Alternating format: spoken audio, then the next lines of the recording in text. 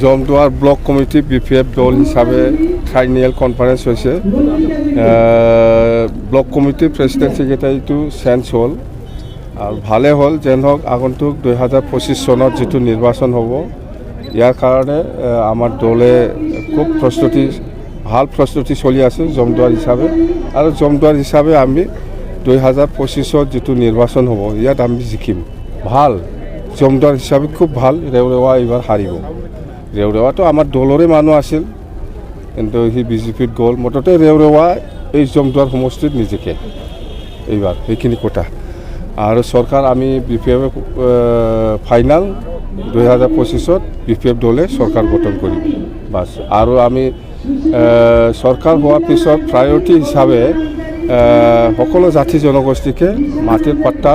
বিতৰণ কৰিম বুলি আমি কথা দিছোঁ সেই হিচাপত আমি কাম কৰিম সেইটোৱে প্ৰথম আমাৰ কিবা প্ৰায়ৰিটি